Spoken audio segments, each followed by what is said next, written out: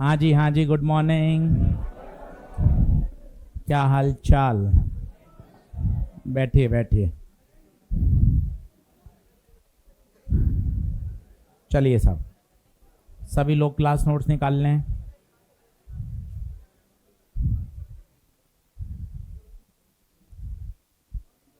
चलिए चलिए जल्दी से एडजस्ट हो जाएं फटाफट।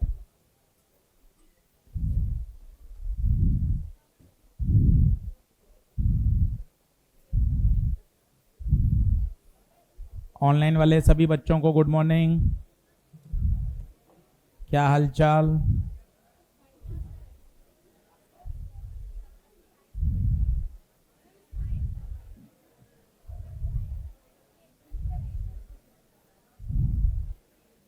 चलिए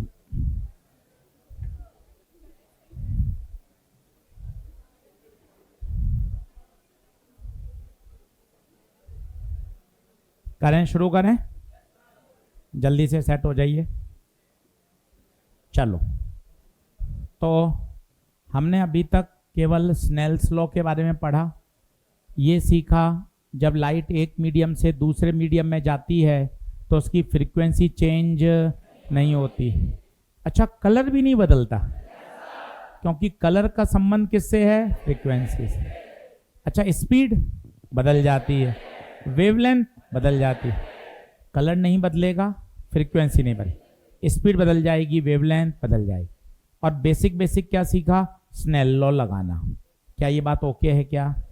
अब हम टॉपिक को, हमने अभी तक जो पढ़ा वो थी क्लास 10th तक की बातें अपन ने सीखी, पढ़ी, वो ही सीखी। अब हम नया आगे पढ़ेंगे।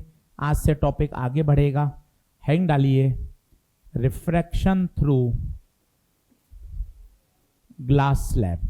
अब बिल्कुल बातचीत बंद कर दीजिए, अच्छे से बढ़िया तरीके से पढ़िए, एक एक कॉन्सेप्ट को समझिए, अच्छी तरीके से लिखें। Refraction through glass slab. अब कोशिश करें आपस में कोई भी हल्की फुल्की भी बात नहीं करें। बढ़िया 1.5 घंटा पढ़ेंगे ना, अच्छा महसूस होता है कि अपन ने पढ़ाई करी, कॉन्सेप्ट सीखे। हल्की फुल्की बात करते रहते हैं, कमेंटबाजी करते रहते हैं, तो क्या क्लास का डेकोरम खराब होता है और फिर क्या धीरे धीरे सब्जेक्ट की गंभीरता खत्म हो जाती है। बढ़िया पढ़ेंगे अच्छे से, एक एक कॉन्सेप्ट, न्यूमेरिकल, डीपीपी, तो धीरे धीरे सब्जेक्ट में मजा आएगा।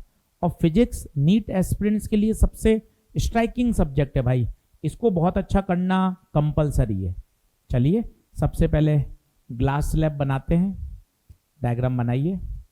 ये हमारे पास एक ग्लास स्लैब है, माना इसकी थिकनेस है टी इज अ थिकनेस, और ऊपर μ1 है, नीचे भी μ1 है, ग्लास स्लैब का म्यू है।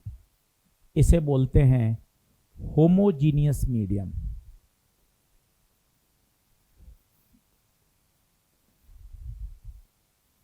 Homogeneous medium. अब सर कोई ग्लास स्लैब बताइए ना, कहाँ है ग्लास स्लैब? कभी देखी नहीं है सर। और होमोजीनियस क्या होता है सर, ये भी सीखिए।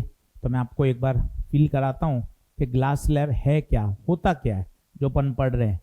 ये जो है, ये जो कांच है भाई, ये ग्लास स्लैब ही तो है। इसकी एक मोटाई है और ये होमोजीनियस है। इधर भी एयर है, ग्लास के उधर भी एयर है। यही ग्लास स्लैब है, कोई अलग चीज नहीं है जो आप पढ़ रहे हो, सब यही है। ये ग्लास स्लैब है। इसकी पतली मोटाई, ज्यादा मोटाई, वो थिकनेस कहलाएगी। स्लैब के इधर क्या है? एयर। बाहर भी क्या है? एयर। इसे बोलते हैं होमोजीनियस। सर हेट्रोजीनियस भी होगा क्या कोई? हाँ हो सकता है। सर कोई एग्जाम्पल बताइए।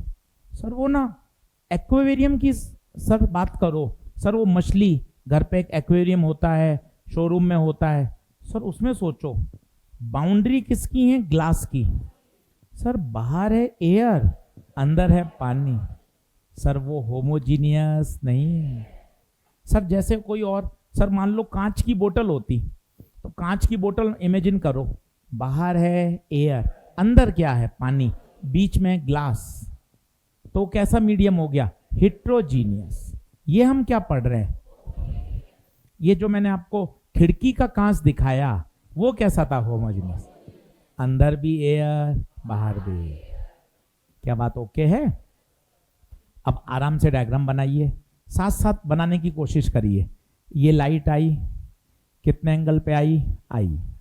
सीधी जाएगी या रिफ्रैक्ट होगी? रिफ्रैक्ट हो जाएगी। ये रिफ्रैक्ट हो गई। ये एंगल आर। तीर का निशान बनाएं, अच्छा काम करें, डायग्राम बनाते चलें, कोशिश करें, साथ साथ लिखते चलें, साथ साथ बनाते चलें।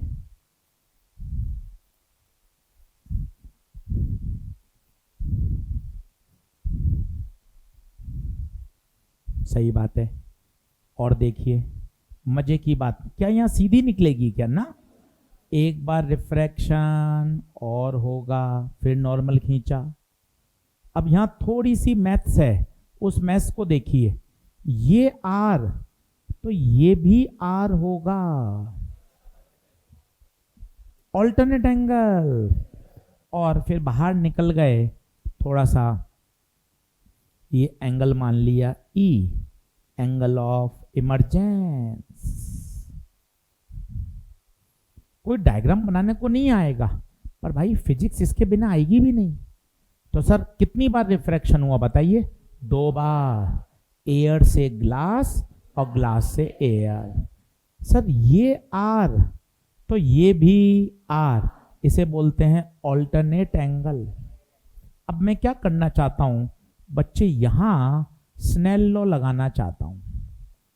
क्या लगाना चाहता हूं? आराम से बताइएगा। ऊपर का म्यू, ऊपर का एंगल, ऊपर का म्यू 1, ऊपर का एंगल साइन आई, नीचे का म्यू, नीचे का एंगल। देख लो, ऊपर का म्यू, ऊपर का एंगल, नीचे का म्यू, नीचे का एंगल। वापस यहां फिर लगाइए। ये देखिए बाकायदा यहां पॉइंट लगाया और यहां स्नेल लॉ। अब बताइए कैसे लगाएंगे? ऊपर का म्यू, म्यू, ऊपर का एंगल साइन, नीचे का म्यू 1, बाहर का एंगल साइन। बनाइए, लिखिए।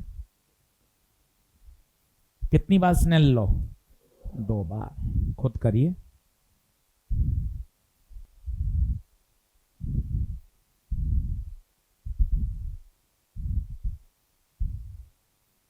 बताइए क्या ये बात ओके है?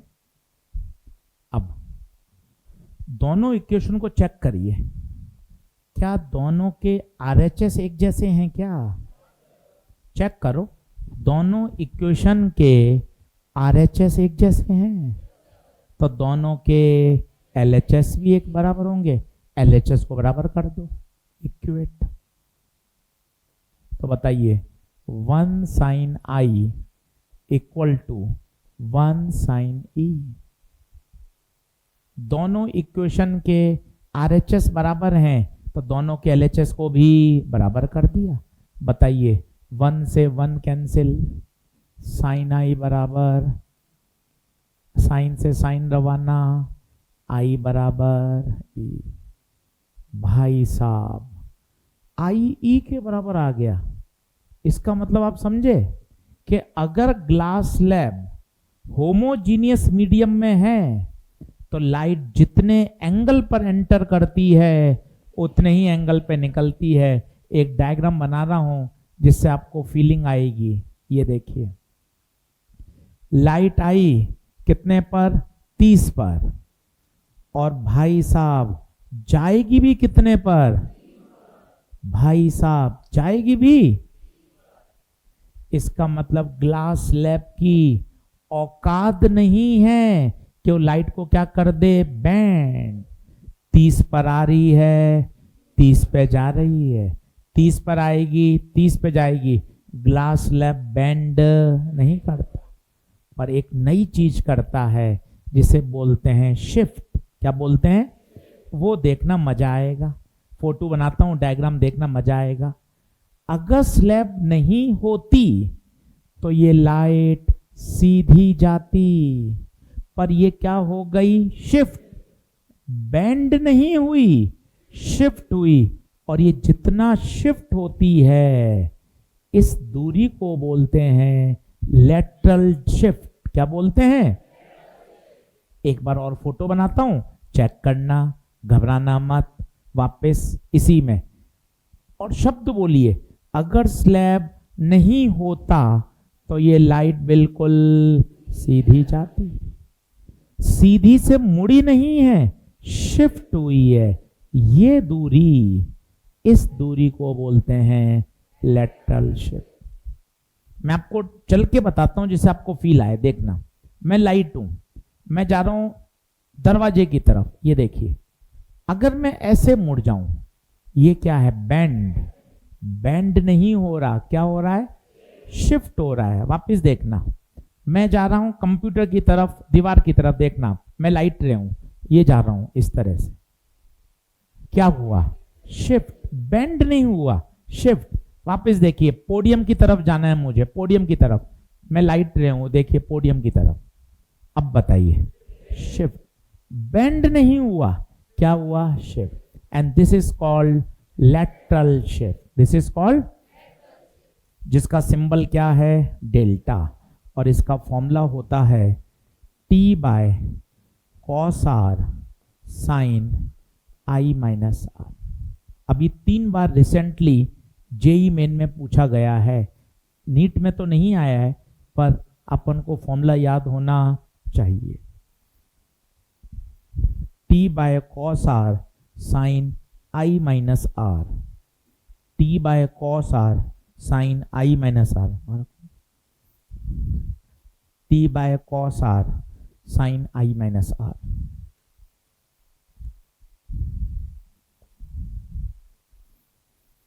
बताइए क्या बात ओके है?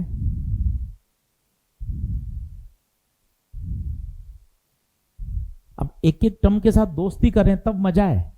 टी थिकनेस, ये जो डेल्टा बना है ये सिंबल है किसका, लेटरल शिफ्ट। लिख लो ना, शर्म काहे की, delta lateral shift. T thickness of the glass slab,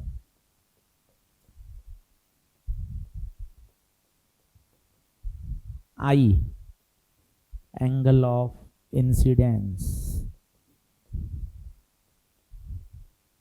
R angle of refraction,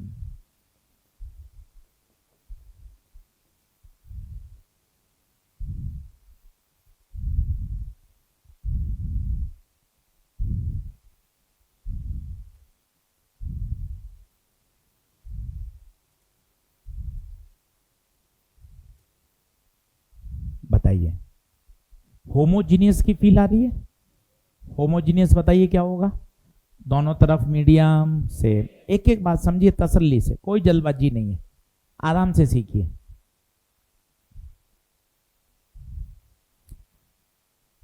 batch में अभी एडमिशन बंद कर दी है, फिर भी किसी को कोई दिक्कत आ रही हो अभी 3 दिन और पढ़ लीजिए, नहीं तो 4 जुलाई का बैच है, वो इवनिंग में बैच है, उसमें आप शिफ्ट हो सकते हैं। किसी को ऐसा लग रहा हो कि नहीं सर नहीं दिखाई दे रहा है, वैसे आप यहाँ से देखेंगे हमने प्रॉपर जितनी सिटिंग है उतनी ही एडमिशन है, अपन ने कहीं ओवरलोड नहीं किया है। 4-5 जगह अभी भी खाली है। फिर भी किसी को ऐसा लगे कि नहीं सर मुझे नहीं दिखाई दे रहा है, दिक्कत आ रही है, आप इसमें और पढ़ लीजिए। 1 तारीख है, 2 को पढ़िए, 3 को पढ़िए। आप अगर डिस्कम्फर्ट फील करते हैं तो 4 को आपका शिफ्ट हो जाएगा। फैकल्टी कॉम्बिनेशन सब में वही रहेगा, आगे पीछे हो सकता है। आगे पीछे मतलब अभी कोई दूसरे टीचर टॉपिक वही पढ़ाएंगे, जैसे मुझे अभी ऑप्टिक्स पढ़ाना है, इलेक्ट्रोडायनेमिक्स, तो पूरे सर्वम में जितना बच्चा आ रहा है सबको मैं एक ही चीज पढ़ाऊंगा। दूसरे सर हैं, मान लो जेनेटिक्स हैं एएम सर, तो एएम सर सभी में पढ़ाएंगे। हो सकता है किसी में अभी पढ़ा रहे हो, किसी में अगस्त सितंबर के बाद आए, तो कहीं किसी तरह का कोई अंतर नहीं है किसी भी बैच में, चाहे वो अचीवर फर्स्ट फेज हो, प्रो हो, आपका बैच हो, 4 जुलाई का हो, सभी में फैकल्टी कॉम्बिनेशन सेम है। इसलिए आप इसकी चिंता मत करिएगा। बस अगर आपको परेशानी है आप उसको शिफ्ट करा लीजिए, कोई किसी तरह का चार्ज नहीं लिया जाएगा, आपको उसमें शिफ्ट कर देंगे। अभी आप आज पढ़िए, कल पढ़िए, परसों पढ़िए, दिक्कत आए तो आप शिफ्ट करा सकते हैं। परेशानी किसी को नहीं होनी चाहिए, साल भर अपन को आराम से पढ़ाई करनी है, पर जितनी सिटिंग कैपेसिटी है उतनी ही एडमिशन है। आप यहाँ से आके देखेंगे तो कहीं ऐसा नहीं है कि ओवरलोड वाली स्थिति है, फिर भी डिस्कम्फर्ट है, आप आराम से चेंज कराइए। फैकल्टी कॉम्बिनेशन सर्वम के हर बैच में, आपके ही नहीं हर बैच में, मई में बैच आए हैं, मई के मिड में आए हैं, जून में आए हैं, जून के एंड में आए हैं, सभी में फैकल्टी कॉम्बिनेशन सेम रहेगा, चाहे वो लीडर हो चाहे अचीवर हो। एक स्टार बैच भी है जिसमें सारे बच्चे 400 बच्चे 450, 500, 510, 520 वाले पढ़ रहे हैं, उसमें भी फैकल्टी कॉम्बिनेशन सेम है, कहीं कोई अंतर नहीं है, किसी भी बच्चे के साथ कोई भेदभाव नहीं है। पर एडमिशन बैच बहुत ज़्यादा हम एडमिशन नहीं दे पा सकते क्योंकि हमारी भी लिमिटेशन है। एक दिन में 5 क्लास पढ़ाएंगे, 6 क्लास पढ़ाएंगे, इससे ज़्यादा नहीं पढ़ा सकते। इसलिए 4 जुलाई वाला बैच लास्ट बैच है, इसके बाद फिर एडमिशन क्या कर दिए जाएंगे, क्लोज, लास्ट फेज बचा है वो। अगर आपको किसी को दिक्कत है आप उसमें शिफ्ट कर लीजिए, कोई परेशानी नहीं आनी चाहिए। आप आराम से बिंदास पढ़िए, बिल्कुल ट्रस्ट करके, साल भर इसी तरीके से सिस्टमेटिक ऑर्गेनाइज आपको पढ़ाया जाएगा। ठीक बात है? चलिए बताइए, क्या ये बात ओके है? क्या लेटरल शिफ्ट का फॉर्मूला बोल लें, t by cos r sine i minus r. यहां तक सही है यार? ये जो था ना, ये 10th क्लास था। आपने स्नेल लॉ कितनी बार लगाया? 2 बार। कितनी बार लगाया? अब आप क्या करो, इसी का एक मेथड 2 देखो, लिखो मेथड 2। अब वो देखना आप, भाई साहब जल्दी आंसर कैसे देगा। फटाफट डायग्राम बनाएं, थोड़ी सी स्पीड धीरे धीरे बढ़ाएं। मैंने आपको कहा था 10 दिन 12 दिन मैं आपको दूंगा, उसके बाद आपको स्पीड बढ़ानी है। साथ साथ लिखिए, जब मैं लिख रहा हूं तब लिखिए। अभी मैं तुरंत नहीं कह रहा कि कल से ही तेज भागूंगा।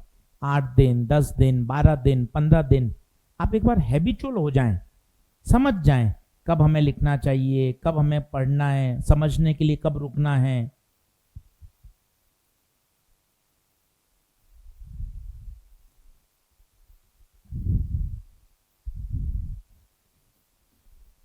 चलिए अब देखना, अब एक बढ़िया ट्रिक ये कहती है, फिजिक्स ये ट्रिक तो क्या है, अगर सरफेस पैरेलल हैं, ये देखिए आप, सरफेसेस कैसी हैं? पैरेलल। देख लीजिए सरफेस पैरेलल है, तो ये कहता है कॉन्सेप्ट, आप सबसे ऊपर और सबसे नीचे सीधा क्या लगा दें? Snell law. बशर्ते सरफेसेस क्या होनी चाहिए? सेम आंसर आएगा। आप देखना, सबसे ऊपर बोलिए, सबसे ऊपर, ऊपर का म्यू, ऊपर का एंगल, नीचे का म्यू, नीचे का एंगल, सीधा एक बार में 1 से 1 कटा, साइन आई बराबर साइन, साइन से साइन रवाना, आई बराबर ई।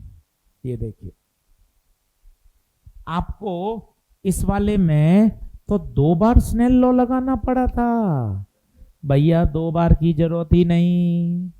बस कंडीशन क्या है? सारे इंटरफेस कैसे होने चाहिए?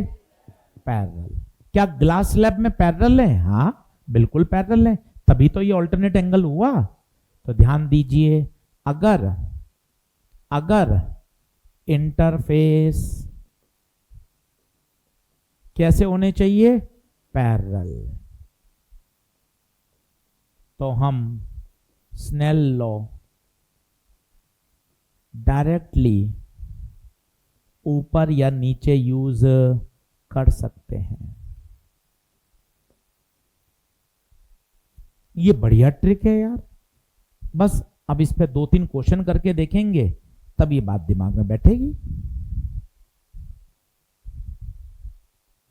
आपको ये क्लियर होना चाहिए कि हाँ सरफेस पैरेलल है, तो हम कहीं से भी कहीं क्या लगा देंगे? Snell law. अब देखो कितना फायदा हुआ, बीच में जाने की जरूरत ही नहीं पड़ी, सबसे ऊपर और सबसे नीचे। एरो जरूर बनाइए, बिना एरो काम नहीं चलता, तीर का निशान जरूर बनाइए।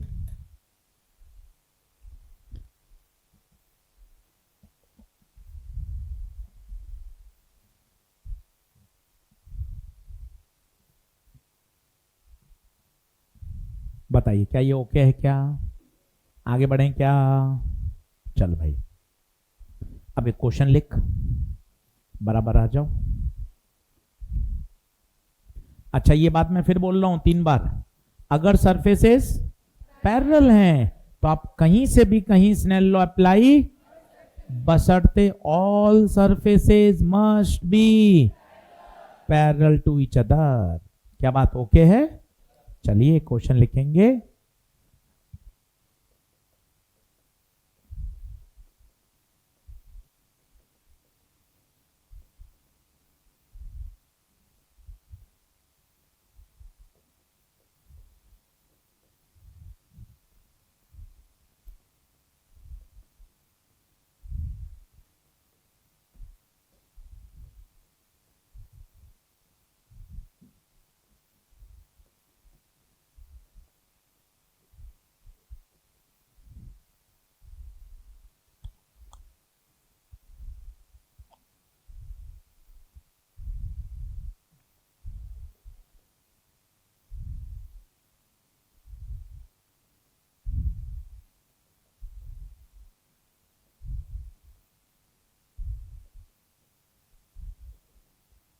ओ हो। हाँ भाई, हाँ जी, बैठ जाओ। एक आप ही का बैच है जिसको देख के मैं सारे बैच में बोल के आ रहा हूं कि सर्वम ने एक बहुत बड़ा अचीवमेंट लिया है। 2500 बच्चे सर्वम में इस समय प्रेजेंट। एक बार जोरदार तालियां। Good achievement. 30 तारीख का बैच जो आपका बैच है, आप खुद जानते हो 29 तारीख को एडमिशन बंद करने पर, और आपके बैच को देख के लग भी रहा है कि बंद हुए हैं। एक अचानक डेट लॉन्च करनी पड़ी। इतना प्यार आप लोगों का और आपके परिवार का और हमारे से जुड़ने के लिए धन्यवाद। आप हमारे फर्स्ट बैच हैं और ये सिर्फ और सिर्फ आपकी वजह से पॉसिबल हो पाया है, क्योंकि आप लोगों ने हम पे विश्वास जताया है और आप हमारे फर्स्ट ब्रांड एम्बेसडर हैं। आपका सिलेक्शन करवाने के लिए हम लोग जी जान लगाएंगे इस तरीके से। तो सर्वम है तो सफलता है। एक बार जोरदार तालियां अपना सर्वम। और इस खुशी में आपको चॉकलेट डिस्ट्रीब्यूशन होगी। अब आपसे एजी सर बात करेंगे। देखिए, बिल्कुल अरे सबको समोसा टेलीग्राम पे भेज दिया जाएगा, बिल्कुल आप परेशान नहीं हो। और जैसा कि वाजपेयी सर ने आपको बताया, आप ही हमारे पोस्टर हैं, आप ही हमारी होर्डिंग हैं, आप ही हमारे ब्रांड एम्बेसडर हैं। और हमें इतनी मेहनत करके दिखानी है, इतनी जी जान लगानी है कि शानदार रिजल्ट देना है अपन को सर्वम के पहले साल में। क्या ये बात सही है क्या? क्या ये बात सही है क्या?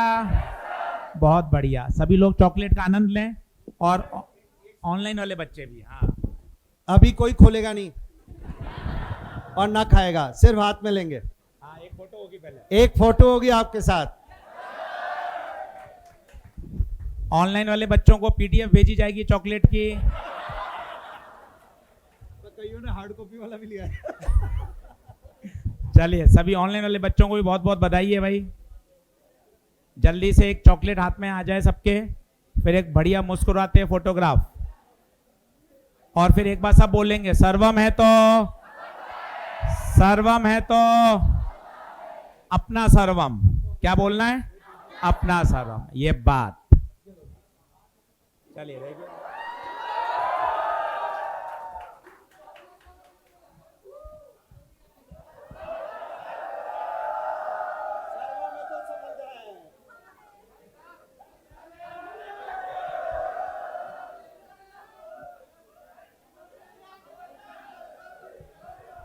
बहुत बढ़िया, बहुत बढ़िया। सभी को बहुत बहुत बधाई, बहुत बहुत शुभकामनाएं। चलिए, धन्यवाद।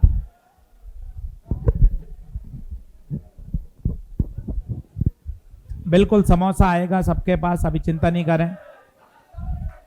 अभी समोसे की हाई डेफिनेशन फोटो टेलीग्राम पर आपको भेज दी जाएगी। ठीक है, अभी 10-15 बच्चे बच गए हैं, तो अभी चॉकलेट और आ रही है, अभी डिस्ट्रीब्यूट कराएंगे।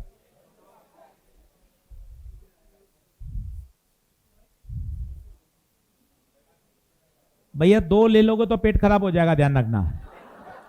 इसमें हमने हवन करा रखा है ना, और अगर आपने 2 ले ली तो मामला गड़बड़ हो जाएगा, एक ही खानी है। एक काम सभी को और करना है, क्या? टेलीग्राम वाले चैनल पर एक 2500 बच्चों की एक उसमें क्रिएटिव है, उसको हमें क्या करना है, अपने अपने ग्रुप में शेयर जरूर करना है, ताकि हम ज़्यादा से ज़्यादा बच्चों तक अपने सर्वम की खुशबू को फैला सकें। सही है, टेलीग्राम चैनल ज्वाइन करना है आपको। चैनल का नाम है simplified physics, simplified physics with AG sir. उसको ज्वाइन करें। सारा इसमें आपको कंटेंट, फिजिक्स के क्वेश्चन, सब चीज़ें समय पे धीरे धीरे मिलती रहेंगी प्रैक्टिस के लिए। ये टेलीग्राम चैनल है, और नकली लोगों से सावधान, हमारी कोई ब्रांच नहीं है ना। चलिए वापस से पढ़ाई पे आ जाएंगे। चलिए डायग्राम फिर से, चॉकलेट जल्दी से खा लेंगे फटाफट से 1 मिनट में, ऐसे नहीं 1 घंटे तक मजे लेते रहे हैं, नहीं, हाँ फटाफट 2 मिनट में फिनिश कर लें। और रैपर अपने पास ही रखना, नीचे मत डालना। हाँ जल्दी से खाएं।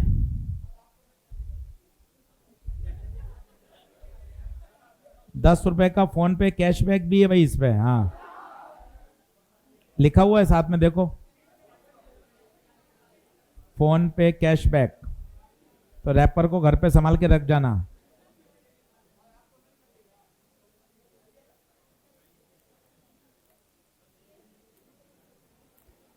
बहुत बड़ी है यार।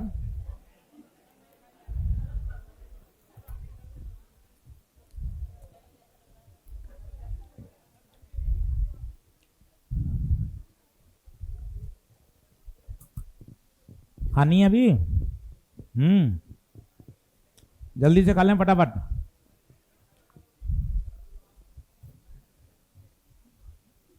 कैशबैक बाद में ले लेना।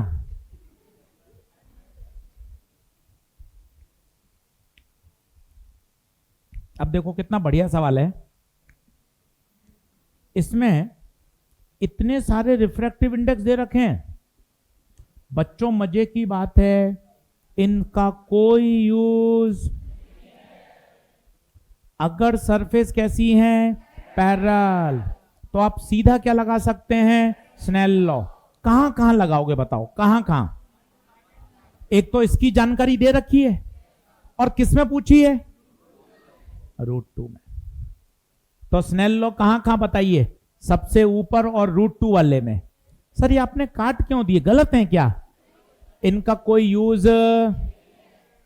तो एक बार दिमाग में बैठाइए, अगर सारी सरफेस पैरेलल हैं तो हम कहीं से भी कहीं क्या लगा सकते हैं, स्नेल लॉ। इन √3 लिख लो ताकि बाद में दिक्कत नहीं आए।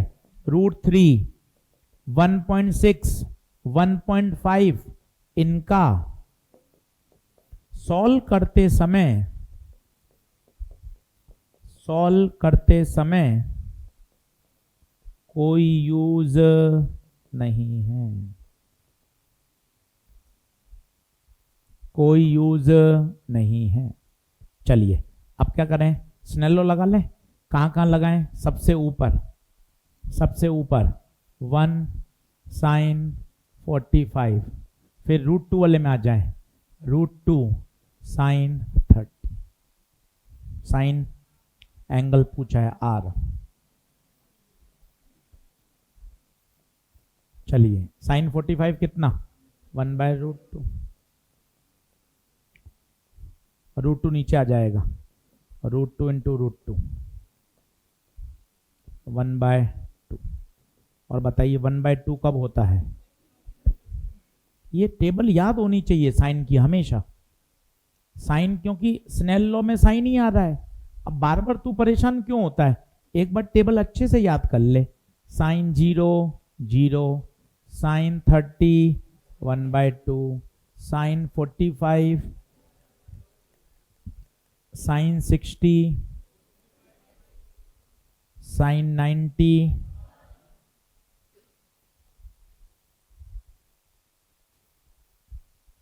अब जैसे ही 1/2 आया तुझे क्लिक करना चाहिए। 1/2 का मतलब क्या होगा? 1/2 का मतलब क्या होगा? 30 डिग्री। बताइए क्या ये सवाल ओके है? एक और करके देखिए। अभी कल ही माइनर में आपके जो पुराना वाला फेज है उनको दिया था, वही सवाल देता हूं आपको। क्वेश्चन नंबर 2 लिखिए।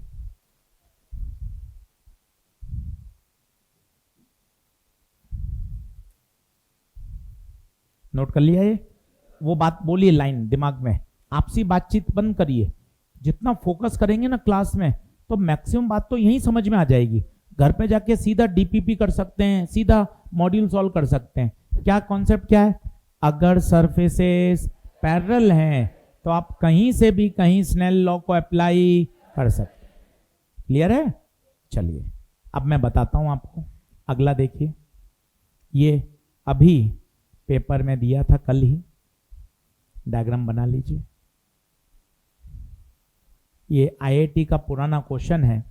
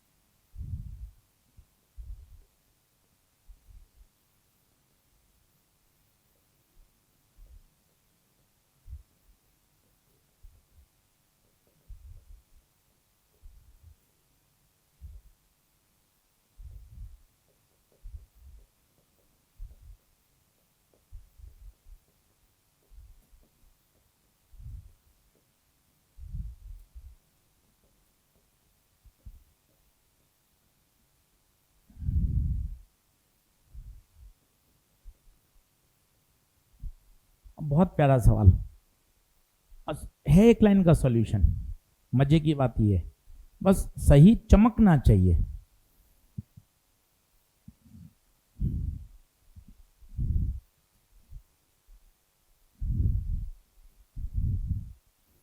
कोशिश करें। अब कहां कहां लगा सकते हैं आप सोचो भाई। ऊपर की मुझे सारी जानकारी पता है, एयर का म्यू भी पता है और एयर में एंगल भी पता है। तो सर एक तो मैं ये लूंगा ही लूंगा, और कौन सा लूं? ऑयल? नहीं यार, ऑयल की कहीं बात ही नहीं हो रही।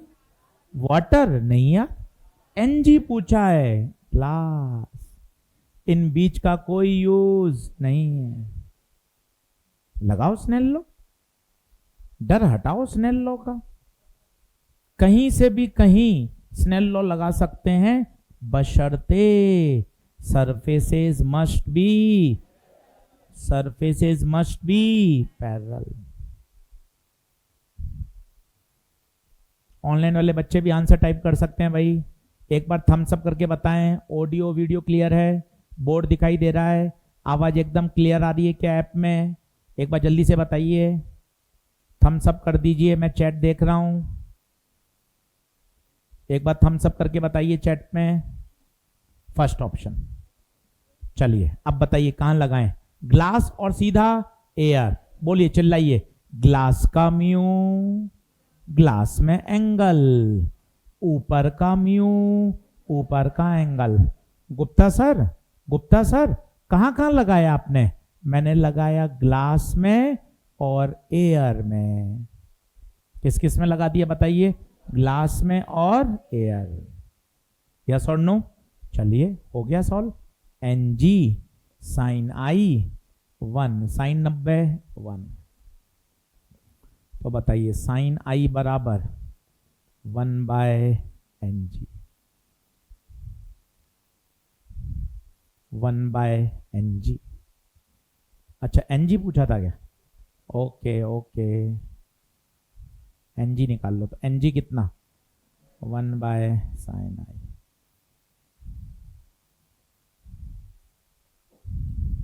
बताइए क्या ये बात ओके है? देख लो तसल्ली से। कौन सा ऑप्शन? पहला। आईआईटी में आए हो भाई, बहुत पुराना। पर आप देखो, मुद्दा आईआईटी जेई नहीं है, मुद्दा है कॉन्सेप्ट। सिनेल तो वही रहेगा ना यार, तो कोई भी पढ़ेगा। एनसीईआरटी तो फिजिक्स की मेडिकल के लिए भी वही है, आईआईटी के लिए भी वही है, सिलेबस तो वही है। कॉन्सेप्ट अगर आपको आता है तो परफेक्ट आना चाहिए। बोलिए क्या आगे बढ़ें क्या? देख लीजिए, अगला लिखें, हैंग डालिए। Image formation.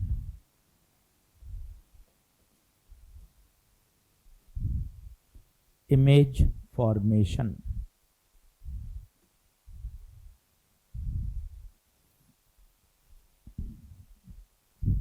अब ये पता है, 10th क्लास से सुन रहे हो कि ऑप्टिक्स में एक ऑब्जेक्ट होता है और एक इमेज। 12th में भी पढ़ा आपने, ड्रॉप भी किया, पढ़ लिया, नोट्स बनाए, सवाल भी कुछ बने होंगे। पर इमेज है क्या? 10वीं क्लास से स्कूल के टीचर ने सबसे पहले बोला था ऑप्टिक्स में इमेज होती है। यार इमेज क्या होती है? ऑब्जेक्ट क्या होता है? इमेज आ जाता है, फिर उसके साथ और पंगे, रियल इमेज, वर्चुअल इमेज। आपने मन ही मन सोच लिया, किसी ने आपको कहा नहीं, पर टीचर ने किसी न किसी समझाकर आपके दिमाग में बैठा दिया। रियल का मतलब जो सच में होती है, वर्चुअल मतलब जो इमेजनरी होती है, रियल जिसको हम देख सकते हैं, वर्चुअल मतलब इमेजनरी है, ना उसको देख सकते हैं ना उसको फील कर सकते हैं।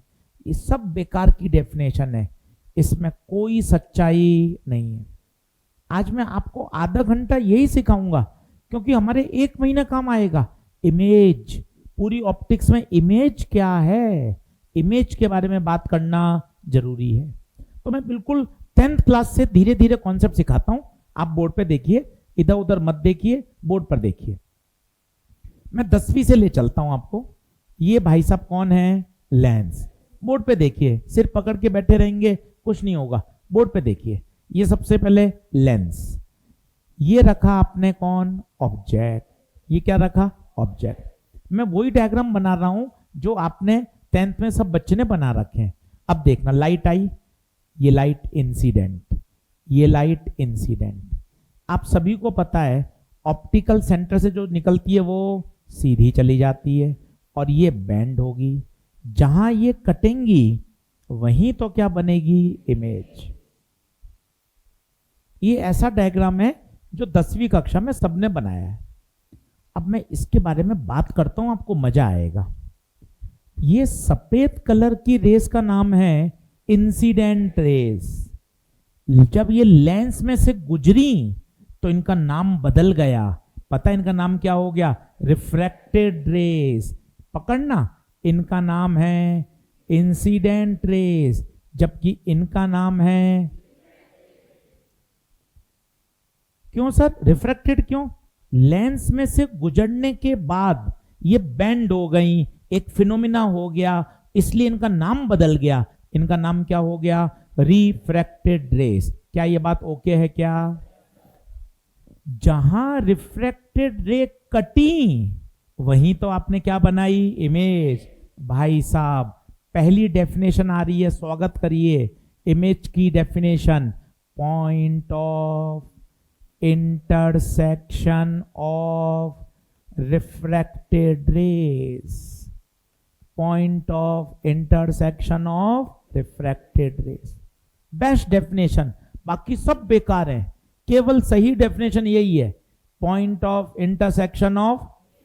और अच्छा बोले तो दूसरी डेफिनेशन, इवेंट के बाद वाली, इवेंट के बाद वाली रेज का पॉइंट ऑफ इंटरसेक्शन।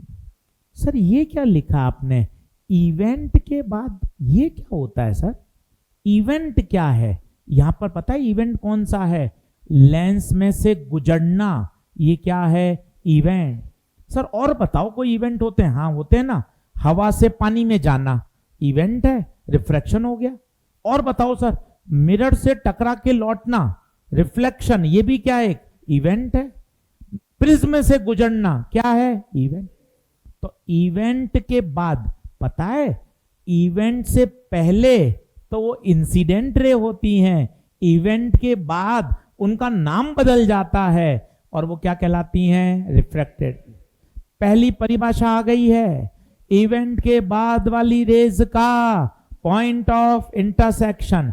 और बताइए, क्या ये वास्तव में मिल रही हैं? क्या ये वास्तव में मिल रही हैं? अच्छा, ये वास्तव में मिल रही हैं। That's why the image is real. That's why the image is. Sir ये क्या मतलब है? रियल का मतलब क्या है? रेज रियली क्या हुई हैं? इंटरसेक्ट हुई हैं। और अच्छी परिभाषा देखेंगे तो मजा आएगा, देखना।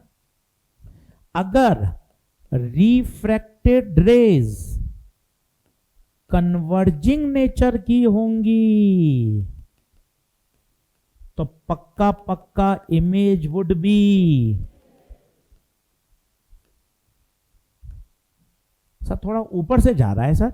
अरे बढ़िया डेफिनेशन है, पहली बार सीख रहा है इसलिए कठिन लगेगी, धीरे धीरे आ जाएगी। सर ये क्या होता है कन्वर्जिंग? मैं तो सिखाता हूं। 3 तरह की रे होती है, ये देख, आराम से सीखना, जल्दबाजी क्यों करता है? ये देख 3 तरह की रेज हैं। इनका नाम बता। Parallel beam. इनका नाम बता। कन्वर्जेंट। इनका नाम बता। अच्छा, कन्वर्जेंट है तो पक्का पक्का आपस में कहीं ना कहीं जाके और पक्का मिलेंगी, मतलब इमेज।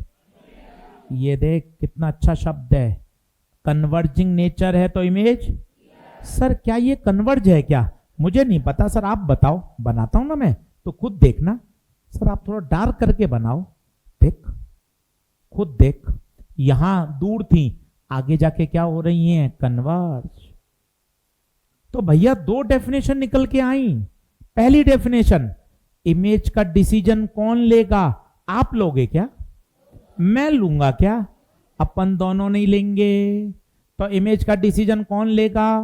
इवेंट के बाद वाली रेस का पॉइंट ऑफ इंटरसेक्शन। इवेंट के बाद वाली रेस का point of intersection. If they really meet, if they really meet, the image is real. If they do not meet, image is virtual. और अच्छी परिभाषा, अगर वो कन्वर्जिंग नेचर की हैं तो अब पक्का पक्का आगे जाके मिलेंगी, इमेज कैसी? रियल। अभी और सिखाता हूं, पहले आप ये बोर्ड कॉपी करिए। अभी और सिखाऊंगा 3 डायग्राम 4 डायग्राम।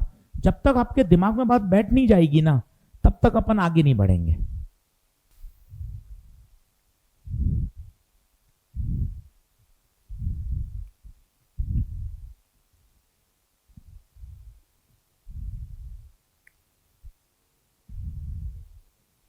बढ़ूं आगे। 2-3 बार रिकॉल करिए। अभी अपन को स्पीड नहीं बढ़ानी भाई। 5 दिन 7 दिन 8 दिन, एक बार तू सेट हो जा। क्लास में आना जाना, स्पीड, टीचर से हैंडलिंग, कि हाँ सर किस तरह से बता रहे हैं, कब लिखवा रहे हैं, कब समझा रहे हैं, डीपीपी, मॉड्यूल, हॉस्टल। एक बार 8 दिन 10 दिन और सेट हो जा, फिर अपन स्पीड को धीरे धीरे बढ़ाएंगे। अभी अपन को कोई जल्दबाजी नहीं करनी, अभी तो अपन को बेसिक तैयार करना है। मेरे दिमाग में घुसे तो सही, कभी इमेज के बारे में बात ही नहीं करी यार। आज एक सही डेफिनेशन की तरफ बढ़ रहे हैं। इमेज कौन डिसाइड करेगा? इमेज डिसाइड करेगा इवेंट के बाद वाली रेज का पॉइंट ऑफ इंटरसेक्शन। अगर वो कन्वर्जिंग होगी, सर ये थोड़ा थोड़ा कम घुस रहा है दिमाग में, कन्वर्जिंग होंगी तो आगे जाके पक्का कटेंगी। कटेंगी मतलब इमेज रियल। सर कुछ और सिखाओ सर, थोड़ा और समझ में आएगा। बढ़िया, अभी सिखाता हूं। चेंज करूं क्या इसको? जल्दी आओ। थोड़ा स्पीड धीरे बढ़ाएं, रोज कहूंगा आपको 8 दिन 10 दिन थोड़ा साथ साथ लिखने की कोशिश करें। जब मैं लिखता हूं तब आप भी लिखें तो समय बचेगा। अभी ऐसे दिक्कत होगी, पहले मैं लिखूंगा तो आप देखेंगे, जब आप लिखेंगे तो फिर मैं आपको देखूंगा, फिर हम दोनों एक दूसरे को देखेंगे। ये तो बड़ा बहुत लंबा कार्यक्रम हो जाएगा। तो आपको क्या साथ साथ करना पड़ेगा, ये बहुत लंबी व्यवस्था हो जाएगी। पहले आप, फिर मैं, फिर हम दोनों, बहुत दिक्कत हो जाएगी। चलिए, बहुत सुंदर बहुत सुंदर। आइए अब आगे बढ़ते हैं और सिखाता हूं। अब मैं आता हूं भाई साहब प्लेन मिरर पर। ये वही प्लेन मिरर जो हमारे घर पे है, जिसमें हम रोज नहा धो के बाल बनाते हैं, दिन में 4 बार खड़े होकर अपने आप को देखते हैं। ये वही प्लेन मिरर, ये काफी बातें आज आपको कह देगा। ध्यान से देखिए, मजा आएगा और आपके कॉन्सेप्ट को सही कर देगा। ये ऑब्जेक्ट मिरर के सामने आप खड़े हैं, रोज बाल बनाने के लिए मिरर के सामने आप खड़े हैं। देखना, ये पहली रे टक, दूसरी टक, तीसरी टक। इन रेस का नाम चिल्लाइए, नाम चिल्लाइए। इंसिडेंट रेस, इंसिडेंट रे, क्योंकि ये मिरर के ऊपर जाके गिर रही हैं, मिरर के ऊपर जाके गिर रही हैं। इनका नाम क्या है? Incident rays. क्या बात ओके है? अब बताइए, मिरर क्या करेगा? रिफ्लेक्शन। क्या करेगा? रिफ्लेक्शन। मैंने नॉर्मल खींचा, ये normal, normal, normal. Mirror or पार भेजेगा या रिफ्लेक्शन? ये देखिए, ये रिफ्लेक्ट, जितने एंगल पे आई उतने एंगल पे गई। ये रिफ्लेक्ट, ये रिफ्लेक्ट। आराम से एंजॉय करिए सब्जेक्ट को, परेशान मत होइए, रिलैक्स रहिए, ज्यादा मत सोचिए कि क्या हो रहा है यार, कैसे होगा, कैसे पढ़ेंगे। सब हो जाएगा, टेंशन मत लीजिए। हम ये काम पिछले 20 साल से कर रहे हैं, कोई दिक्कत वाली बात नहीं है। सिलेबस भी होगा, नंबर भी आएंगे, माइनर टेस्ट भी होगा, सब सिखा देंगे। आप बिल्कुल चिंता नहीं करिए। 2 महीने में हमने ऐसा सेटअप खड़ा कर लिया, आप सोचो, जो 10-10 साल 12-12 साल लग जाते हैं। अभी अप्रैल में तो खुला ही है इंस्टीट्यूट, पूरा सेटअप। अभी तो और 4 महीने में आपको इंप्रूवमेंट दिखेगा कि यार इतना ऑर्गेनाइज, ऐसा लग रहा है कि 10-10 साल पुराना सिस्टम है। पेपर समय पे हो रहा है, यूनिफॉर्म सबके पास, आई कार्ड, बिल्कुल ऐप चल रही है, क्लासेस चल रही हैं, बढ़िया सेटअप लगा हुआ है।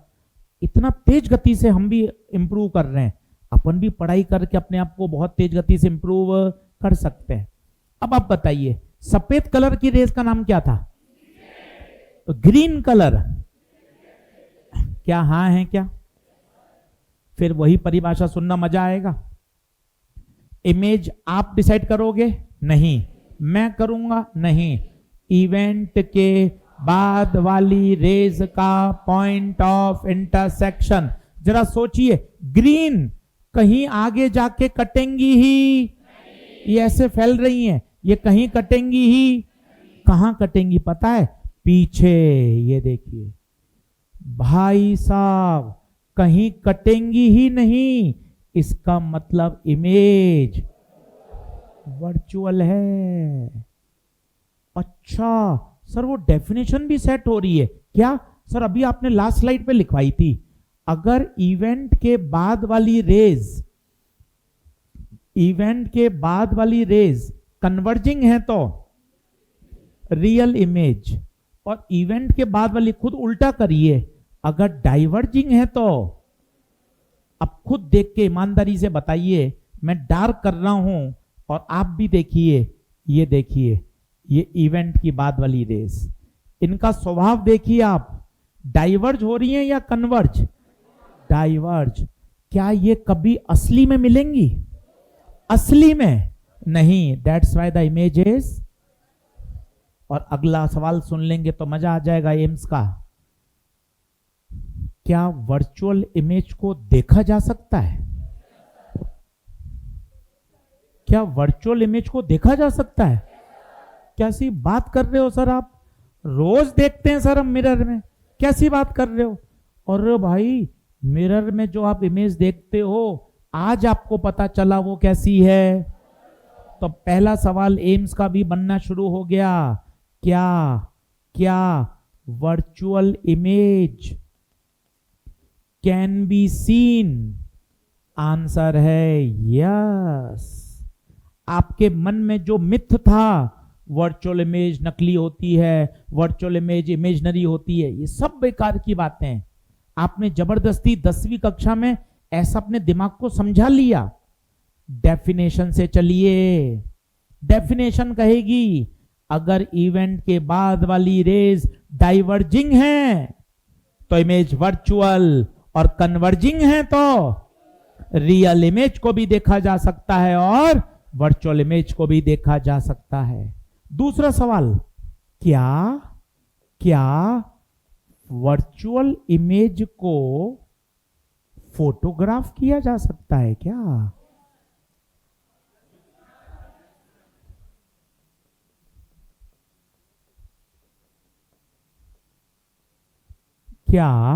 वर्चुअल इमेज को फोटोग्राफ किया जा सकता है क्या? 2015 का सवाल है। क्या वर्चुअल को देखा जा सकता है क्या?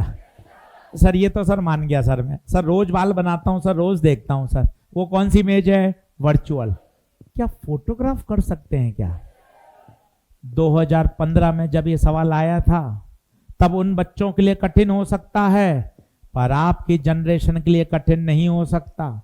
आपने फेसबुक पर, इंस्टा पर इतनी फोटो देखी हैं कि वो आदमी क्या करता है, मिरर के सामने खड़ा हो जाता है और ऐसे फोटो लेता है। उसको खुद को नहीं दिखाना है, उसको ये दिखाना है।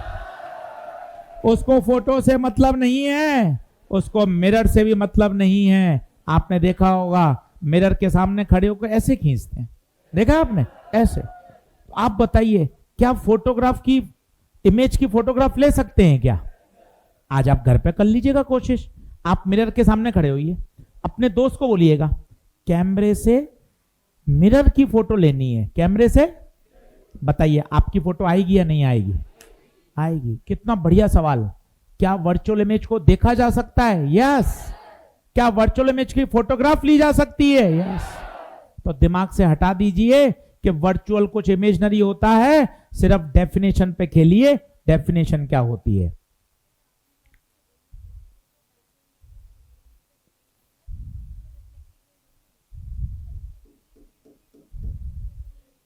नहीं दिख रही है ना आपको, तो इमेज दिखेगी। फिजिक्स से तो रिफ्लेक्टेड रेस का नेचर पता चल रहा है ना। तो बिल्कुल बिल्कुल जो हमें दिख रहा है हम उसी की तो फिजिक्स बना रहे हैं कि हमें जो दिख रहा है वो ये दिख रही है, ये ओके हो गया। फिर हमने सोचा कि मिरर की फिजिक्स होती क्या होगी, तो मिरर तो अपने लॉ ऑफ रिफ्लेक्शन को फॉलो कर रहा है। फिर दोनों बातों को मिलाया। क्या वर्चुअल इमेज दिख रही है? हाँ दिख रही है, पर रेस तो ऐसी हैं, तभी तो डेफिनेशन बनी।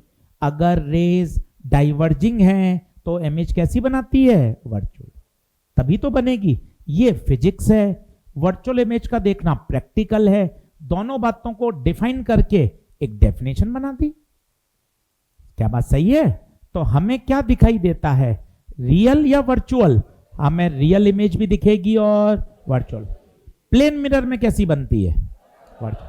इमेज की डेफिनेशन आप या मैं, कोई भी नहीं, केवल एक इवेंट के बाद वाली रेज का पॉइंट ऑफ इंटरसेक्शन। आप क्या करते हो? इमोशनल हो जाते हो। आपने क्या दिमाग में बैठाया है? रियल इमेज असली में होती है, वर्चुअल इमेज इमेजनरी होती है। ऐसा नहीं है। नाम पे मत जाइए, किस पे लगाइए डेफिनेशन। इमेज डेफिनेशन पे जाइए, नाम पे मत जाइए। मैं क्यों बोल रहा हूं, एक आता है, आपने सभी ने पिया होगा, रियल जूस। दुकान पे मिलता है, टेट्रा पैक आती है ना, आपने पिया भी होगा। जरा आप एक मेरी बात का एग्जांपल दीजिए, और मैं इसको क्यों बोल रहा हूं उससे भी आपको रिलेट करके बताऊंगा। जब घर पे माँ जूस निकालती है मौसमी का या संतरे का, आप आधे घंटे पीते नहीं हैं, आधे घंटे बाद आप पीजिए, वो कड़वा हो जाता है। शाम तक अगर रखा रहे तो उसमें हल्की हल्की सी फफूंद आ जाती है, वो धीरे धीरे सड़ने लग जाता है। ये रियल कैसे हो सकता है? 3-4 महीने पहले तो फैक्ट्री में बना, उसके बाद वो ट्रक से ट्रांसपोर्ट होके आपके मोहल्ले की दुकान पर आया, वहां फ्रिज में 1-2 महीने पड़ा रहा, फिर आप शाम को पैसे चुरा के ले गए, है ना, फिर आपने पिया और आपको वाह क्या रियल है? क्या वो रियल है क्या? सर उसमें प्रिजर्वेटिव डाले गए हैं, सर उसमें केमिकल डाले गए हैं ताकि वो सड़े नहीं। घर पे सर जो वास्तविक जूस होता है वो तो आधे घंटे में कड़वा हो जाता है, ये तो 4-4 महीने में वैसा ही है। इसके अंदर प्रिजर्वेटिव हैं, इसके अंदर केमिकल हैं, ये कहीं से भी रियल नहीं। तो सर आपने एग्जाम्पल क्यों दिया? मैंने आपको कहा आपको शब्दों पे नहीं जाना है, आपको डेफिनेशन पे जाना है। डेफिनेशन क्या कहती है? इमेज का डिसीजन कौन लेगा? इवेंट के बाद वाली रेस का point of intersection. If they are converging real, if they are diverging virtual. Yes और नो। एक और बताता हूं, आप शायद कनेक्ट कर पाए। अब तो आना बंद हो गई, पहले क्रीम आती थी फेयर एंड लवली। भारत में सबसे ज्यादा बिकती थी फेयर एंड लवली, और जब आप इसके ऐड देखेंगे तो आपको मजा आ जाएगा। एक बालक जिसका कॉम्प्लेक्स बड़ा डार्क है वो क्रीम लगाता है, 2 महीने में भाई साहब एकदम कलर साफ, पीछे लड़कियां इतनी सारी हैं। और नहीं, वास्तव में गूगल पर आप देख लीजिएगा, सुप्रीम कोर्ट ने इसको बंद करवाया। सुप्रीम कोर्ट में संज्ञान लिया गया कि आप ऐसे नाम से लोगों को गुमराह नहीं कर सकते कि फेयर भी हो गए और लवली भी हो गए, और वास्तव में ये क्रीम बैन हो गई। इसका मतलब क्या हो गया? नाम पर मत जाइए कि वर्चुअल सपनों में होता है, ऐसा नहीं है। वर्चुअल इमेज को भी देखा जा सकता है। प्लेन मिरर में आप जो रोज इमेज देखते हैं वो कैसी है? वर्चुअल। क्या वर्चुअल इमेज की फोटोग्राफ ली जा सकती है? आंसर है यस। तो इमेज की डेफिनेशन पे जाइए, केवल एक डेफिनेशन 5वीं बार बोल रहा हूं, इवेंट के बाद वाली रेस का पॉइंट ऑफ इंटरसेक्शन। तीसरा डायग्राम बना रहा हूं और आप उसको फील करिएगा, फिर मैं टॉपिक को आगे बढ़ाऊंगा। एक पॉन्ड है या एक ग्लास है या बीकर है, बीकर के अंदर पानी भरा हुआ है, ये भी 10वीं क्लास में है। और बॉटम में एक कॉइन है, ये कॉइन है। आप देख रहे हैं इसको ऊपर से, आप इसको देख रहे हैं ऊपर से। आप फील करिएगा, मजा आ जाएगा। ये पानी है डेंसर, ये है रेरर। सिर्फ बोर्ड पे देखना और फिर बनाना कि अरे अच्छा यार, इमेज की ये डेफिनेशन तो अपन ने कभी सोची नहीं। ऑब्जेक्ट कौन है? कॉइन। रे निकल रही है, टक 1 2 टक 3 टक। इनका नाम है इंसिडेंट रेज। क्या नाम है? अब बताइए क्या सीधी चली जाएंगी? इवेंट होगा कौन सा? पानी से हवा, पानी से हवा, रिफ्रैक्शन। ये देखिए बेंड हो गई। नॉर्मल के अलोंग आएगी बिना मुड़े, ये देखिए ये बेंड हो गई। मैं डार्क करके दिखा रहा हूं, शायद आपको समझ में आए।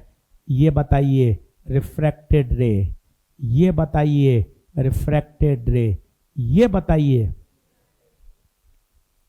वही परिभाषा, फिजिक्स परिभाषा से चलती है। इमेज की डेफिनेशन, इवेंट के बाद वाली रेस का पॉइंट ऑफ इंटरसेक्शन। इवेंट के बाद वाली रेस का कलर, इवेंट के बाद वाली रेस का कलर। अब येलो का क्या ढूंढिए? Point of. बताइए क्या इधर कटेंगी? क्या कहां कटेंगी? टक टक टक टक टक टक टक टक टक टक टक टक। भाई साहब ये क्या है? ये है कॉइन की इमेज। और सोच के बताइए क्या ये वर्चुअल इमेज है या रियल? क्यों? क्योंकि इवेंट के बाद वाली रेस कैसी हैं? डाइवर्ज। वो कभी सचमुच मिलेंगी ही। That the image is virtual. और ये भी आप फील कर सकते हैं, आज घर जाके देख लीजिएगा, 10वीं क्लास में है, बीकर में ग्लास में पानी लीजिएगा, कॉइन डाल दीजिएगा। जब आप ऊपर से देखोगे तो आपको कॉइन थोड़ा सा ऊपर दिखेगा, आपको लगेगा यार ग्लास तो इतना गहरा है, कॉइन एकदम नीचे है। ऊपर से देखने आपको लगेगा कॉइन पास में दिख रहा है। यही हमारा अगला टॉपिक है, एपरेंट डेप्थ। कॉइन है कहां? फील करिए, यहां दिख कहां रहा है? ऊपर। तभी तो अगला टॉपिक शुरू होगा और जिसका नाम है एपरेंट डेप्थ। और देख लीजिएगा, अच्छा अब आप बोलोगे यार मुझे कॉइन नहीं दिख रहा, कॉइन की इमेज दिख रही है। अच्छा वर्चुअल है या रियल है? तो फिर वही सवाल, क्या वर्चुअल इमेज को देखा जा सकता है? अरे यार ये तो और अच्छी बात हो गई। प्लेन मिरर में जो इमेज बन रही है वो वर्चुअल, कॉइन जो हमें ऊपर दिख रहा है वो भी, मतलब वर्चुअल इमेज को 100% देखा जा सकता है। और देख डायग्राम कितना अच्छा बन रहा है, कॉइन ऊपर दिख रहा है नीचे नहीं दिख रहा। और प्रैक्टिकल करके भी देखना, आपको कॉइन कहां दिखाई देता है? ऊपर। आपको लगता है कि कॉइन की गहराई कम है या ज्यादा है? कम है, कम है। डायग्राम बना लीजिए। तो ये मैंने 20 मिनट केवल आपको ये बात सिखाई कि यार इमेज के बारे में बात सोच, दिमाग से गंदगी हटा, एक डेफिनेशन पे चल, एक डेफिनेशन। इमेज का डिसीजन ना आप लोगे ना मैं लूंगा, कौन लेगा? इवेंट के बाद वाली रेस का point of intersection. If they are diverging in nature, if they are diverging in nature, if they are converging in nature.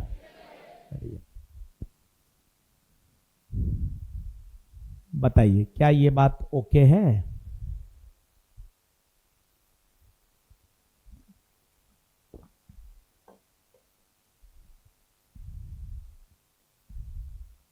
अच्छा और बताइए, इस ऑब्जर्वर को कॉइन दिखेगा, इमेज दिखेगी या दोनों दिखेंगे?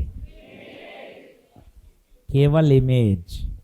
और आप मेरी बात मत मानिए, आप तो क्या करिए, कॉइन डाल के देखिए घर पे, आपको दो नहीं दिखेंगे, आपको केवल एक कॉइन दिखेगा और वो कॉइन नहीं होगा, कॉइन की इमेज।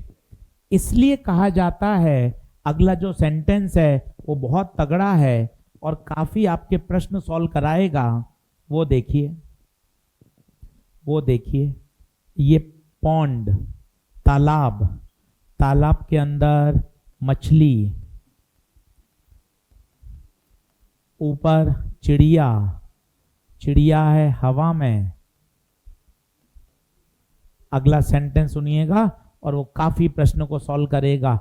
चिड़िया ने अपने पूरे जीवन में मछली को नहीं देखा, मछली की इमेज को देखा है। कारण सुनिए, सर ये ऐसा क्यों हो रहा है? सर ऐसा क्यों हो रहा है? हमें कॉइन नहीं दिख रहा, कॉइन की क्या दिख रही है? पता है कारण क्या है? आपकी आंख हवा में है जबकि कॉइन पानी में। अगर आप अगला एग्जाम्पल सुन लोगे ना, आपका मन खुश हो जाएगा। अगर मैं आपको पूरा बीकर के अंदर ही ले जाऊं, पानी के अंदर, तब आपको जहां कॉइन है वहीं दिखेगा। पता है कारण? कॉइन पानी में है, आंखें भी पानी में। भाई साहब ये नाटकबाजी हो क्यों रही है? मीडियम का चेंज, इसे बोलते हैं रिफ्रैक्शन। यही तो हम पढ़ रहे हैं। This is called optical illusion. अरे फॉर्मूला, न्यूमेरिकल वो तो सब हो जाएंगे, पढ़ा दूंगा ना, उसके बाद सवाल नहीं अटकेगा। पिछले 20 साल से यही काम कर रहे हैं यार, पढ़ाने के बाद सवाल कैसे अटक जाएगा? उसमें तो कोई दिक्कत ही नहीं है, पर तुझे पहले चीज समझ में तो आनी चाहिए कि सर ये हो क्या रहा है, सर इसके पीछे की फिजिक्स बताओ, सर ये क्यों हो रहा है, सर मुझे कॉइन नहीं दिख रहा, सर कॉइन की इमेज दिख रही है, सर मतलब फीस जमा कराने के बाद सर मेरी आंखें खराब हो गई। सर क्या आंखें खराब नहीं हुई, फिजिक्स है। जब तुझे बोलना ना चाहिए, कॉइन पानी में है, आंख हवा में है, मीडियम का चेंज है, ऑप्टिकल इल्यूजन है, आंखों का धोखा है, कॉइन नहीं, कॉइन की इमेज दिखेगी। इन द सेम फैशन चिड़िया को मछली नहीं दिखेगी, मछली की इमेज दिखेगी। अच्छा उल्टा, अगर मछली ऊपर करके ऐसे देखे तो उसको क्या चिड़िया दिखेगी या चिड़िया की इमेज? उसको भी चिड़िया की इमेज दिखेगी। कारण वही है, मछली पानी में है, चिड़िया हवा में है, मीडियम का क्या है? चेंज। तो ये डायग्राम जरूर बनाइए और लिखिए, और लिखिए, चिड़िया ने अपने पूरे जीवन में चिड़िया ने अपने पूरे लाइफ में मछली को नहीं देखा, मछली को नहीं देखा, मछली की इमेज को देखा। कारण बताइए, कारण? Change of medium, optical illusion, आंखों का धोखा। चिड़िया मछली नहीं देखेगी, मछली की इमेज देखेगी। चिड़िया हवा में है और मछली पानी में। अच्छा, उल्टा भी सच है। अगर मछली भी चिड़िया को देखेगी तो उसको चिड़िया नहीं देखेगी, चिड़िया की इमेज देखेगी। ऑप्टिकल इल्यूजन, आंखों का धोखा। मछली को चिड़िया और ऊपर दिखेगी। अभी पढ़ेंगे आज सिलेबस में, अभी बताते हैं कैसे ले जाते हैं, करके दिखाएंगे आपको। बढ़ूं क्या आगे? जल्दी आ जाओ।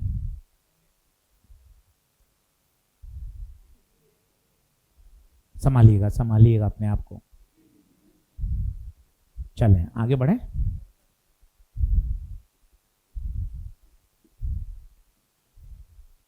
लिखें अगली टॉपिक, हेडिंग डालिए, एपरेंट डेप्थ। अब यहां से फिजिक्स शुरू होगी अपनी 12वीं की, एनसीईआरटी की, नीट की। अभी तक जो पढ़ रहे थे सब 10th क्लास थी। जो आप इतने दिन आपने इंट्रोडक्शन दिया, स्नेल लॉ पढ़ा, ये सब 10th था। अब यहां से डे 1 आपका शुरू होगा एपरेंट डेप्थ।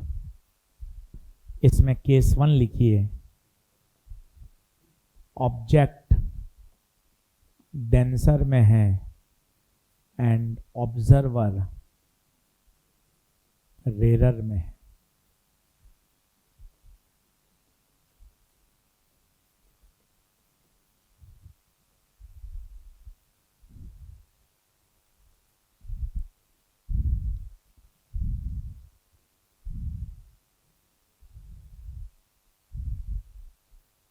चलिए अब सुनना, ठीक है ना?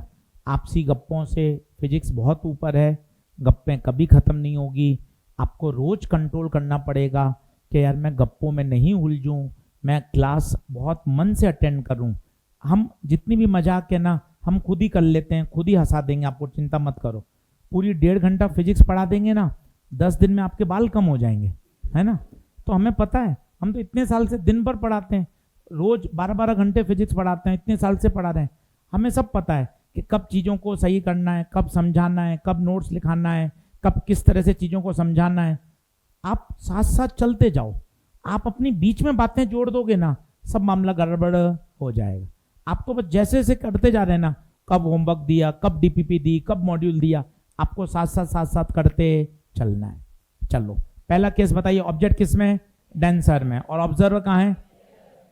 वापस वही डायग्राम बना रहा हूं और एक बार देखिएगा, मजा आएगा, फील करिएगा, बाद में नोट करिएगा। पहले समझें एक एक और एलेबोरेट करें। घर पर भी जब पढ़ें ना तो ज्यादा से ज्यादा उसके बारे में बोलें। 10 दिन 15 दिन तो मजा आ जाएगा। बीकर है, बीकर में पानी भरा हुआ है, बीकर की गहराई d है, लिक्विड का रिफ्रैक्टिव इंडेक्स म्यू है, कॉइन, कॉइन पानी के अंदर है, ये कॉइन है, देखने वाला व्यक्ति हवा में है, ये आंख है, इसे बोलते हैं ऑब्जर्वर। कहाँ है? हवा में है। अब देख हेडिंग पर कितनी मस्त समझ में आएगी। ऑब्जेक्ट डेंसर में, बेटा ये ऑब्जेक्ट है, ओके गुरुजी। ऑब्जर्वर आंख किस में है? रेरर में है। देख ले, कनेक्ट करेगा तब मजा आएगा। और तुरंत तुरंत इसका प्रैक्टिकल इमेजिनेशन ला, तब फील आती है, हाँ यार ये सर रियल एग्जांपल। कॉइन पानी में है, आंख हवा में है, बिल्कुल रियल सिचुएशन। एकदम कनेक्ट करेगा ना तब मजा आएगा पढ़ने का। हाँ यार सर कॉइन पानी में डूबा हुआ है, ऑब्जेक्ट डेंसर में, आंख रेरर में। केस 1 ऑब्जेक्ट डेंसर में और आंख किस में है? रेरर में। अब देख क्या होगा, डायग्राम देखना, मजा आएगा। डायग्राम देखना, मजा आएगा। अब कॉइन से क्या निकली? रे। कॉइन से क्या निकली? रे। देखना, टक एक, टक दो। रे का नाम बता। Incident race. इंसिडेंट रेस बता, सीधी निकलेंगी या रिफ्रैक्शन होगा? ये देख रिफ्रैक्शन, ये देख नॉर्मल खींचा, नॉर्मल खींचा, बिल्कुल सही बात गुरुजी। और देखो डेंसर से रेयर जा रही है, अवे। डेंसर से रेयर जा रही है, अवे। ये देख मैंने ऐसे बेंड कर दी। फिर वही कितनी सटीक परिभाषा, एकदम जैसे नेशनल एंथम में खड़े होते हैं, एकदम कमर सीधी, एकदम। सर इमेज की डेफिनेशन, हाँ जी सर मैं बताता हूँ। इमेज की डेफिनेशन, हाँ जी सर मैं बताता हूँ। इमेज की डेफिनेशन, हाँ जी। अरे तो आगे तो बोल सर, याद थोड़ी ना है। इमेज की डेफिनेशन, हाँ जी सर मैं बताता हूँ। इवेंट के बाद वाली रेज का पॉइंट ऑफ, इवेंट के बाद वाली रेज का कलर बता। येलो का क्या ढूंढना है? Point of intersection. क्या उधर होगा क्या? टक टक टक टक टक टक टक टक टक। पता ये क्या है? ये क्या है? कॉइन की इमेज। तुझे पूरा एकदम डायग्राम की पूरी फीलिंग। कॉइन पानी में है, कॉइन की एक्चुअल गहराई डी है, आंख हवा में है, इमेज यहां बन रही है। और जब इसको मैथमेटिक्स से सॉल्व करते हैं तो ये जो गहराई आती है, ये इसे बोलते हैं एपरेंट गहराई। क्या बोलते हैं? और ये स्नेल लॉ लगा के जो प्रूफ करते हैं, ये आती है डी बाय म्यू। हमें डेरिवेशन नहीं करना है, ना कोई हमें 12th बोर्ड में पूछ रहा है, अब तो 12th बोर्ड देनी भी नहीं है। ये एपरेंट गहराई, ये एपरेंट गहराई हमें याद होनी चाहिए। मैं आपसे पूछूं एक्चुअल डेप्थ बताओ, एक्चुअल डेप्थ आप कहोगे डी। मैं आपसे कहूं एपरेंट डेप्थ बताओ, एपरेंट डेप्थ, तो वो होगा डी बाय म्यू। सारी गहराई, ऊंचाई हमेशा बाउंड्री से नापी जाती है। कहां से नापते हैं? बाउंड्री से। ये है बाउंड्री, ये देखिए। कई बच्चे सोचते हैं सर बॉटम से, ना, हर चीज कहां से नापी जाएगी? Boundary. This is the boundary. पूरा डायग्राम दिमाग में सेट करिए, मजा आएगा। कॉइन की एक्चुअल गहराई डी, कॉइन की इमेज, ये रही कॉइन की इमेज। और बताइए कहां दिखेगी? डी बाय म्यू पर, डी बाय म्यू।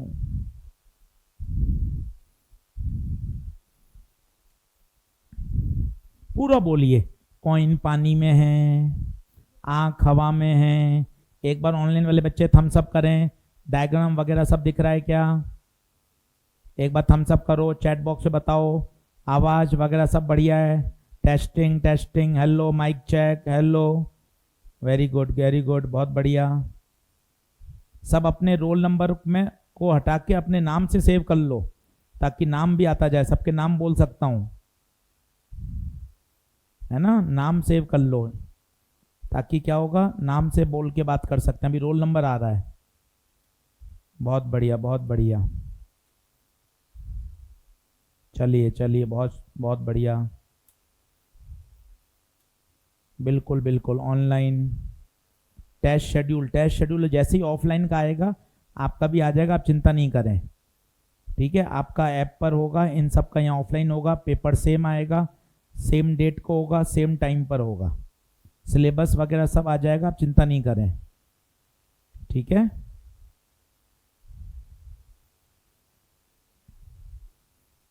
चलिए तो बताइए एक्चुअल गहराई, एक्चुअल गहराई डी, अपरेंट गहराई।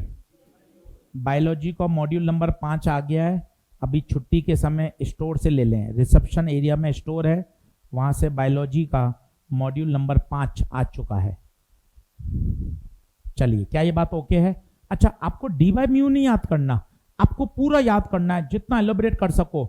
एक बीकर है, बीकर के अंदर ऑब्जेक्ट है, कॉइन की एक्चुअल गहराई डी है, कॉइन दिखेगा कहां? डी बाय म्यू पे दिखेगा। ऑब्जर्वर कहां से देख रहा है? हवा से देख रहा है। एक चीज इसमें पूछी जाती है, शिफ्ट। क्या पूछते हैं? शिफ्ट। बता सकते हो डायग्राम में शिफ्ट क्या है? बता सकते हो शिफ्ट कहां है? दिखाओगे? दिखाओगे? ये कौन? कॉइन। ये कौन?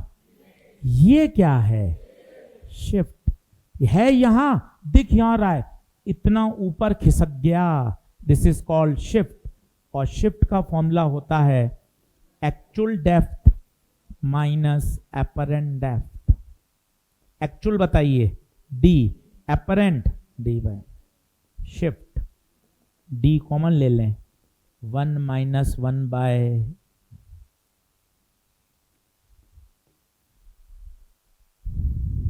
तो आपको याद होना चाहिए। मैं आपसे एपरेंट डिफ पूछूं तो आप बोलोगे डी बाई म्यू। मैं आपसे पूछूं शिफ्ट बताओ तो डी 1 माइनस 1 बाय म्यू। बढ़ूं आगे।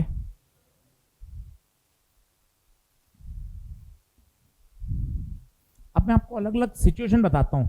ये तो क्या कॉइन, पानी सबको पता है, यही सवाल अलग अलग जगह से कैसे आता है वो देखते हैं। लिखें पहला प्रश्न, जल्दी बराबर आओ।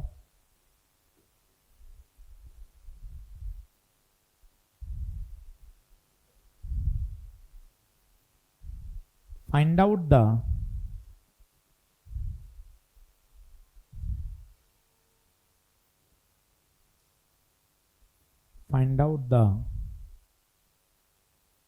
distance between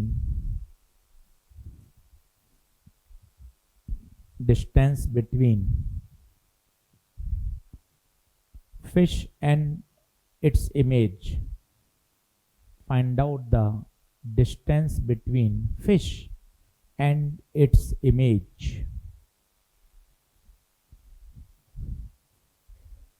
डायग्राम मैं बना रहा हूं, आप भी बना लीजिए। पॉन्ड है, पॉन्ड के अंदर ये मछली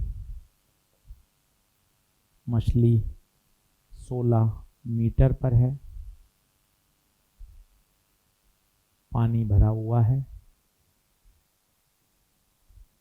यहां से चिड़िया देख रही है, चिड़िया को मछली नहीं दिखेगी, मछली की इमेज दिखेगी।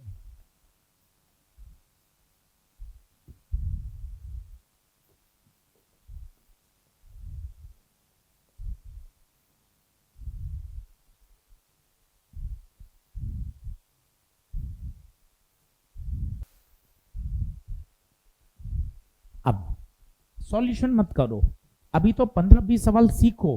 क्या चिड़िया को मछली नहीं दिखेगी सर? सब मछली नहीं दिखेगी सर, मछली की क्या दिखेगी? इमेज। फिर फिश कहाँ है? पानी में। तो बताओ एक्चुअल गहराई, एक्चुअल कितनी है? 16। सर एपरेंट गहराई का फॉर्मूला बोलो, डी बाय म्यू। 16 म्यू कितना? 4/3। 4/3 ऊपर जाएगा तो 3/4। 4 तिया 12। क्या आंसर 12 है? क्या आंसर 12 है? क्या नहीं भाई, नया डायग्राम बनाए तो मजा आएगा, नया डायग्राम बनाए तो मजा आएगा। ये फिश की क्या है? Image. Dot dot dot dot, काम अच्छा करो। ये फिश की इमेज। सर ये 12 कहां से आया है? अभी आपने बताया हर चीज कहां से आती है? सरफेस से, बाउंड्री से। ये 12 है। अब पूछा क्या है तुझे, ये बता। फिश और फिश के इमेज के बीच की दूरी कितनी? 4।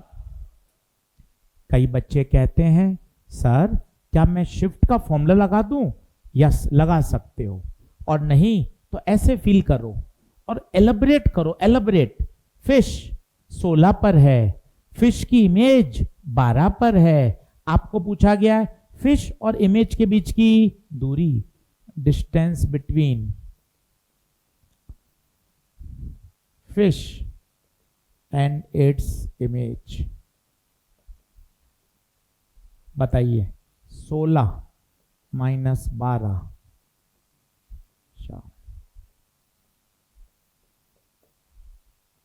बताइए क्या बात ओके है?